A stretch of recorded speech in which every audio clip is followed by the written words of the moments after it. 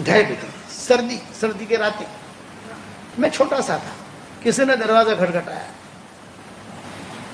अम्मी ने कहा अब्बा तो तुम्हारे बहुत गहरे सोए हैं, तुम जाओ देखो कौन है। तो देखा तो कोई मेवाती था। मैंने कहा भाई मेवाती है कोई? का क्या काम है? ये कि हजरत जी बुला रहे हैं, ये किस्सा बयान कर रहा हूं, किसी को कहना मत, राज तक रखना, ये बहुत बहुत राज का किस्सा है, लेकिन नहीं मेरे साथ हुआ है। तो अब्बा कहते थे, अब्बा तो सोए हुए थे, मैंने मेरे अब्बा को जगाया, अब्बा हजरत जी बुला रहे हैं। अब 2:30 बजे हजरत जी बुला रहे हैं, 2:30 बजे सर्दी के रातें। अब्बा ने कहा तो कोई खास मामला है जो हजरत जी ने बुलाया है, वरना हजरत जी नहीं बुलाते ऐसे वक्त में, मुलाकात का एक वक्त होता है।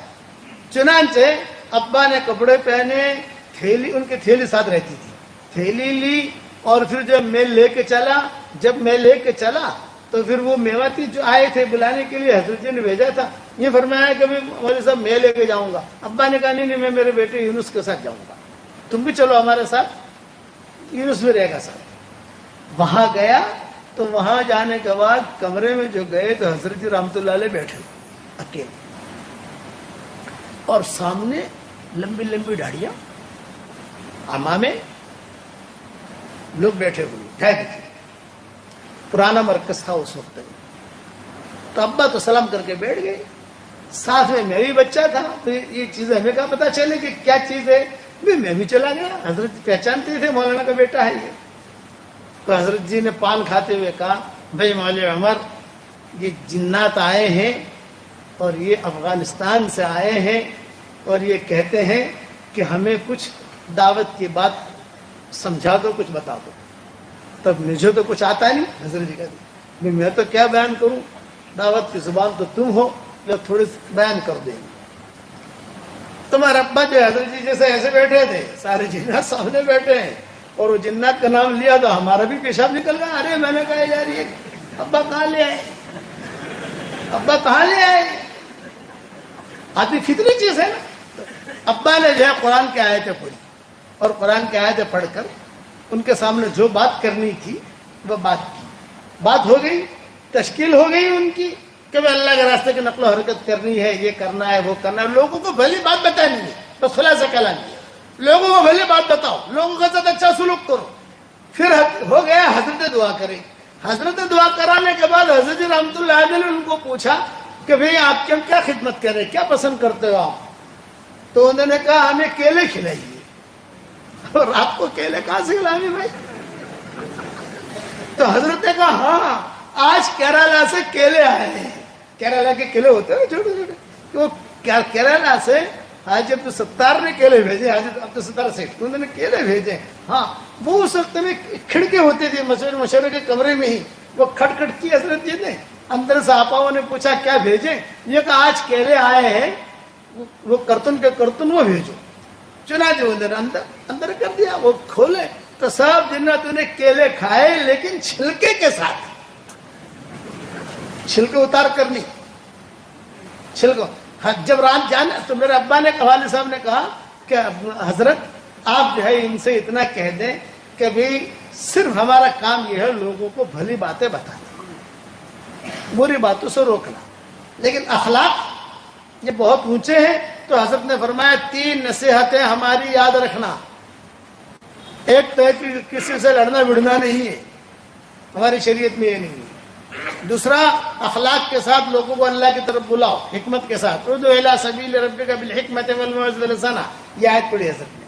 और चौथा कि कहीं पर भी कोई तुम्हें मिले जिसका तुम नफा पहुंचा सकते हो, किसी एतबार से नफा पहुंचाओ, नुकसान मत पहुंचाओ। बैत के हम मेरे हाथ पर बैत, ये किस्सा हुआ, ये चूंकि मेरे सामने किस्सा हुआ है। आमतौर से ऐसी बातें घरेलू हम तो क्या नहीं करते, इस किस्से को बहुत किस्से। तो तमीम दारी के साथ भी ऐसा ही किस्सा हुआ। रात को सोए हुए थे और जिन्नात उनका अंगूठा पकड़ ही हिला रहे। डेर अय्यूब में वहां एक इलाका था, उसका नाम था सफूरा। तो वहां सफूरा में कपड़ा बनता था, ये कपड़ा लेने जाते थे, इसीलिए सफारी है ना कपड़ा, वो वहीं से चला है। तो वहां वो कपड़ा लेने जाते थे तमीमदारी। اور جنات یوں پاؤں ہلا دیں، سونے نہیں دیں گے، سونے نہیں دیں گے، سونے نہیں دیں گے۔ تمیم داری نے کہا کہ بڑا پریشان کر رہے تھے۔ دیر ایوب ایک علاقہ تھا، وہاں ایک بہت بڑا راہب تھا، وہاں تمیم داری چلے گئے اور تمیم داری نے جا کر کہا بھی مجھے تو جناتوں نے پریشان کر رکھا ہے۔ کہ کیا کہتے ہیں؟ یہ کہتے ہیں کہ میرا یہ انگوٹھا پکڑ کے ہلاتے ہیں اور کہتے ہیں جا مدینہ جا، مدینہ جا، مدینہ جا۔ ارے مدینہ ہے کہاں؟ یوں کہ تو نکل یثرب، مدینہ جا۔ تو میں کیا کروں؟ وہ راہب نے کہا عزت آبرو کے ساتھ تو مدینہ چلا جا، بس یہ تشکیل ہے تیری، یہ جنات تجھے سونے نہیں دیں گے۔ کہ جنات آپ کی تشکیل کرے نا 3 چلے کی، تو منع مت کرنا، نکل جائیو۔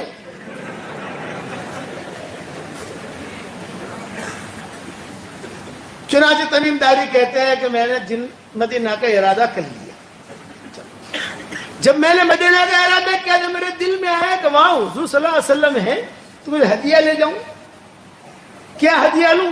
بازار میں گیا دمشق کے، تو وہاں لالٹینیں رکھی ہوئی تھی، فانوس ہے نا، ایسے چیزیں خوبصورت، 1 خریدی، 2 خریدی، 3 خریدی، 4 خریدی، اور میں جو ہے اس کو لیا تو دکاندار بہت ہوشیار تھا، اس نے کہا یہ بغیر تیل کے نہیں جلے گی، تیل بھی لے لے، اس کو دھندا کرنا تھا، تیل بھی لے۔ تو تمیم داری نے کہا نہیں تیل تو میں وہاں مدینہ سے خریدوں گا، کہاں اٹھا کے لے جاؤں، یہاں سے روانہ ہو گئے۔ اب روانہ ہوئے تو کہاں دمشق اور کہاں مدینہ منورہ، بہت لمبا سفر، اور اونٹنی پر اکیلے، خوبصورت آدمی، نوجوان آدمی، کوئی نہیں، اکیلے۔ تمیم داری کہتے ہیں کہ میں روانہ تو ہو گیا، اس لیے کہ جنات کہا تھا کہ جب تک تو مدینہ پہنچے گا نہیں ہم تجھے چھوڑیں گے نہیں، تو مدینہ جا۔ جناتوں کی دعوت پر یہ مسلمان ہوئے تمیم داری۔ اب میں راستے میں بھوک بھی لگتی ہے تو جنات نصرت والی جماعت بن کر آتے تھے۔ نصرت والی جماعت ہوتی ہے نا، کیلے بھی لاوے، کھجور بھی لاوے، بھئی ہمارا آدمی، یہاں تک مدینہ منورہ پہنچا۔ اب مدینہ منورہ پہنچا، تھکا ہارا، ناخن بھی لمبے ہو گئے، بال بھی لمبے ہو گئے، بہت ہی کمزوری۔ وہاں پہنچا، مدینہ والوں نے دیکھا کوئی اجنبی آدمی آیا ہے، تو مدینہ والوں نے کوئی دھیان تو دیا نہیں، لیکن جب میں بیٹھا رہا دیکھتا رہا، اور مدینہ کی مسجد نبوی جو ہے بھی کچی تھی، میں دیکھتا رہا، لوگوں سے میں نے پوچھا ایوکم محمد، تمہارے میں محمد نامی آدمی کون ہے؟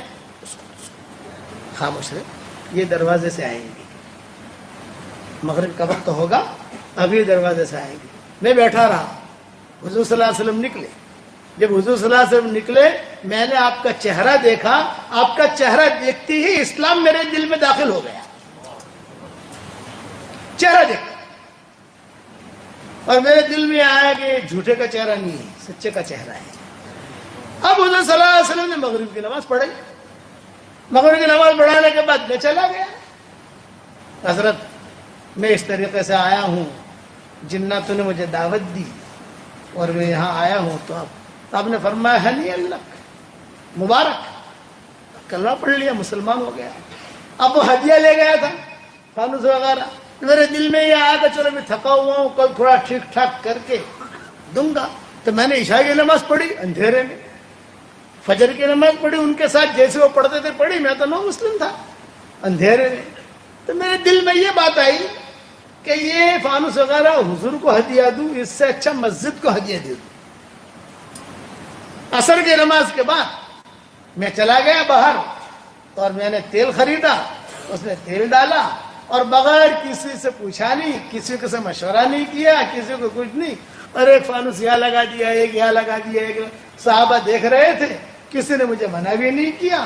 اور حضور صلی اللہ علیہ وسلم جو ہے مغرب کی نماز پڑھانے کے لیے نکلے تو حضور صلی اللہ علیہ وسلم نے دیکھا کہ اوہو ہماری مسجد میں چراغا، ہماری مسجد میں ایسا تو کبھی ہوا نہیں، پہلی مرتبہ، بھئی یہ کس نے کیا سب؟ تو ایک صحابی نے کان میں کہا کہ وہ کل جنات والا آیا تھا نا، اس نے کیا۔ میں دور بیٹھا ہوا تو تمیم داری کہتے ہیں، میں تو دور تھا، لیکن میں سمجھ گیا کہ میرے بارے میں۔ اب مجھے گھبراہٹ یہ ہوئی کہ میں نے مشورہ بھی نہیں۔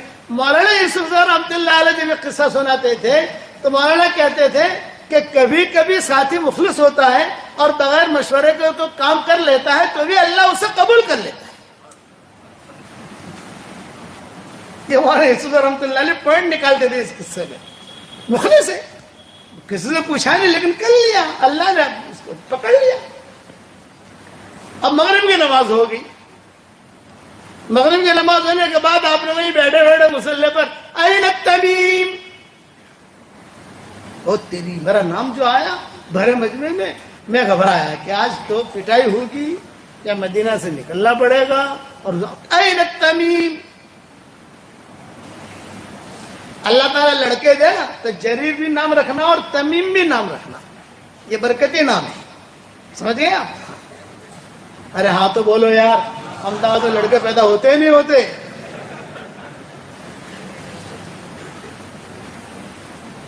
اب میں آیا, سارے صحابہ دیکھ رہے ہیں, میں بیٹھ گیا. بیٹھتے ہی میں نے حضور صلی اللہ علیہ وسلم سے ایک بات کی, حضرت آپ ابھی کچھ مت بولنا, پہلے میری سن لی.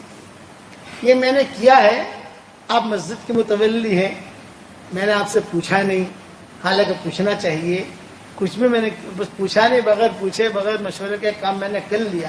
بس ایک درخواست, اگر خیر ہے تو یہ اللہ کی طرف سے, اور اگر شر ہے تو میری طرف سے, معاف کر دینا مجھے. آپ نے کیا جواب دیا؟ لا لا لا لا تمیم, یہ بات نہیں ہے, بلکہ تیرے اس کام سے مجھے اتنی خوشی ہوئی کہ اگر کوئی میری بیٹی ہوتی تو میں تجھے اپنا داماد بنا لیتا. یہ جملہ حضور نے کہا کہ میری بیٹی ہوتی میں تجھے اپنا داماد بنا لیتا. جب یہ جملہ حضور نے کہا تو پیچھے ایک صحابی بیٹھے تھے, نوفل, حضرت نوفل نام آتا ہے ان کا حدیث میں. یہ کھڑے ہو گئے, یا رسول اللہ بنا تو نہ بنا تک, ہماری بیٹیاں جو ہے وہ آپ ہی کی بیٹیاں ہیں. میری بیٹی ام مغیرہ ہے, یہ بیوہ ہو گئی ہے, تو آپ چاہے تو اس کے ساتھ نکاح کرا دیں. آپ نے فرمایا بہت اچھا. چنانچہ تمیم داری وہی بیٹھے ہوئے تھے اور ام مغیرہ سے پوچھا گیا, یہ بیوہ ہو گئی تھی. چنانچہ فرمایا کہ ان کے ساتھ, چنانچہ ام مغیرہ کے ساتھ تمیم داری کا نکاح ہو گیا, نو مسلم کا.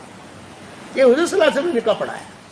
اب یہ جوڑا چلا, ایسا چلا, تاریخ کی کتابوں میں لکھا ہے ایسا چلا کہ مدینہ منورہ کے مالدار جوڑوں میں شمار ہوتا تھا. اور حضرت عمر کے خاص لوگوں میں شب قدر جب ہوتی نا, شب قدر 27 شب نہیں, شب قدر یعنی آخری عشرہ جب شروع ہوتا تو حضرت عمر رضی اللہ تعالیٰ عنہ کہتے, بھئی دیکھو بھئی وہ تمیم داری نے وہ جوڑا پہنے. ایک جوڑا تھا ان کے پاس جو صرف شب قدر میں پہنتے تھے, ایک جوڑا تھا صرف, پورا سال وہ جوڑا پیٹے میں رہتا تھا.